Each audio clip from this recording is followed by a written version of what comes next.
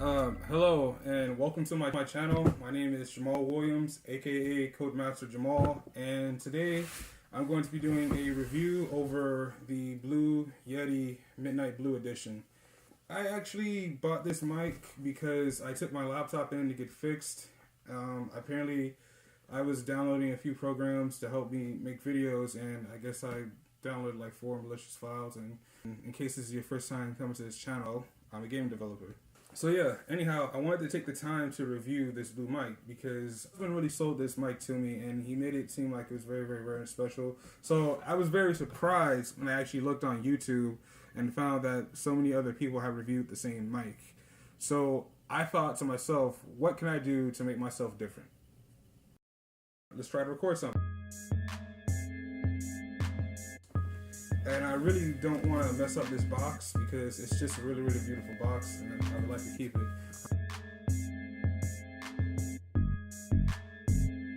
Nice little box. I guess you can use it to store other things, or it makes moving a lot easier. Okay, cool. And the first thing I see out of the package is this here instruction manual. Looks like a USB cable, so that's how it looks like when it comes in the box.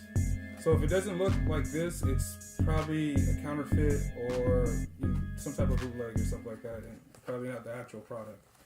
And I bought this from Best Buy for a little under $100. It came out to be like $9.99 something. It was actually advertised for $105 on the shelves, but ended up being like $9.99. But I ended up donating like another $5 to St. Jude's Children's Hospital. So it really. My experiences with mics is probably at most just stage performance, and I have a couple of mic stands in my in my storage, but for the most part, I've probably had like 1 or 2 different mics in my entire life. But this is probably the best mic I've ever had. Let's get down to it. First off, what I see is a mute button. It looks like it's, you push it, but it doesn't go like all the way in, I guess. Then next, I see a volume knob, which I believe controls the volume microphone, not necessarily the volume for the mic. Sorry, the volume for the headphones, not necessarily the volume for the mic. And on the back of it, there's a gain and 4 different switches, I guess, for effects. Now, being a musician, when I see a gain knob, I automatically think of distortion, and more importantly, the type of distortion you can get with guitars and guitar amps. So hopefully it works somewhat similar in fashion, and if not, then that will be a huge letdown. Now, installation with this microphone was very easy. You simply just plug in the USB cable that it came with into your laptop or computer interface, and then the red light comes on, and it's on. Now, there is a YouTuber by the name of Marshall McGee, and he made a video about how to get anime sound effects, and I'm not a very, very big sound guy, but I found it very, very easy to understand, and just very, very smooth. And you really don't necessarily need any software in particular to get the exact same effects. I'm using some free software called Audacity. I think if you're looking at this mic for a view at this point, you should probably know what Audacity is. But if you don't know, it's a free open source audio recording software. In fact, I managed to record my hand clap with just my basic computer interface, my laptop interface, and I was able to make a sound effect that was similar to, I guess, you've seen the anime when, somebody punches somebody and it's all dramatic. It's like, bah. Let's try recording a couple of sound effects through Audacity. So we're just going to go over here and open up Audacity.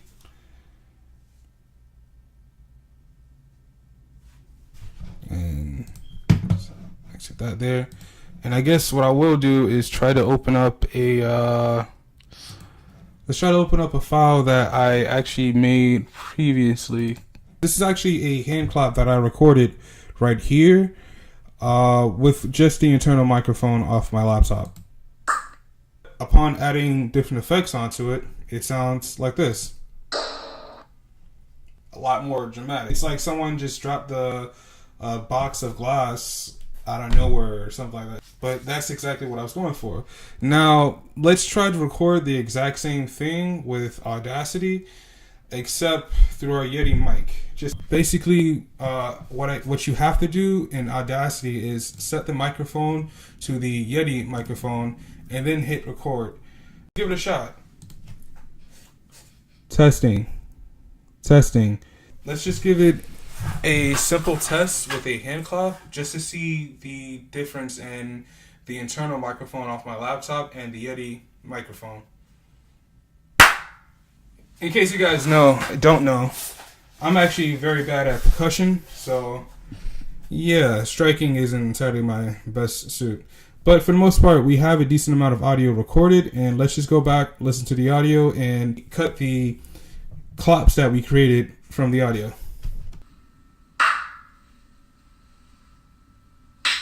Oh, that wasn't too good of a hit. Okay, so I found my best clap, which would be from right here to roughly right here. So we're just going to go hit Control C to copy, and we're going to open up a new Audacity file, and we're going to hit Control V to paste what we just copied into it and play. Very good. Now let's actually compare the two claps to each other just so we can see the actual difference between my internal microphone here. That's the Yeti mic, and you can actually hear the difference. I'm not a big sound guy, so I really wish I could tell you like the science behind it, but I guess it picked up more of the sound. It's like there's less, you can hear less of the other objects in my room. You can hear less of the static off of my laptop. You can hear less of my fan that's blowing in the background. It just sounds a lot clearer than it normally would. Let's just open up another one and let's try to use some of these different effects that we have on the Yeti mic. The first thing I actually want to experiment with is the use of gain. And in my experience with gain, that's basically just like adding distortion or like making something louder, I guess. In the 60s and 70s, there actually wasn't a like distortion pedal or like a distorted or like a sense of gain on amplifiers. Actually, the way how Jimi Hendrix actually achieved his gain from his guitar is that he just maxed out the bass, mids, and treble on his amplifier and turned up the volume as low as he possibly could, and that's how he achieved distortion on his guitar. It's probably a more textbook term, but for the most part, that's probably the best way for me to explain it. We're going to try testing out the gain. Okay, I'm messing around with the knob. Turning up the gain slowly. See if there's any difference. Any difference. Hello. Oh wow, there is a lot of difference. You can actually see the difference here with how hello when I had the gain up. Actually, see, we put the gain as low as possible. Hello. Okay, that's actually a great way of clipping it and making sure that your sound doesn't go over the clip, basically. And if you turn it all the way up, and me just talking, you can see how it just goes up entirely. Hello! It hits the maximum value without me even trying. Okay, so after reading the guide, I see that the 4 different channels or different options on the mic. First option is called the stereo option, in which case this here being the front of the mic, which is what the symbol is, the microphone would actually record on the left or right side, and that's good for recording like sound effects and stuff like that, like we just recorded my hand clap, and we mess around with it in Audacity, so it's good for that. The point of the different modes on the mic is so that if you're only recording on the left and right sides, it's not recording the front and back, so it doesn't pick up any of the sound from the front and back. So when I was actually doing my hand clap, I should have been hitting from this side here or hitting from this side here in order for it to pick up the sound better, and only my hand clap. Okay, now the final thing I wanted to point out that I didn't see in other videos is that this mic is actually completely detachable. I mean, it makes a pretty good stand, like where it is here. Let's see if we can move that back a little bit. It has a pretty good stand, but this mic is actually detachable from the stand. But it comes out pretty nice. And you can just hold the mic like this in your hand pretty comfortably, like as if you're some type of news reporter. Actually, this mic is actually a lot better than I thought it was. I wish it came with some type of like music effects, like tremolo or like pitch correction. That would be nice, but for $100, it does a pretty good job. I can't complain. I would highly suggest buying this mic, and it is a very, very essential tool to my YouTube channel.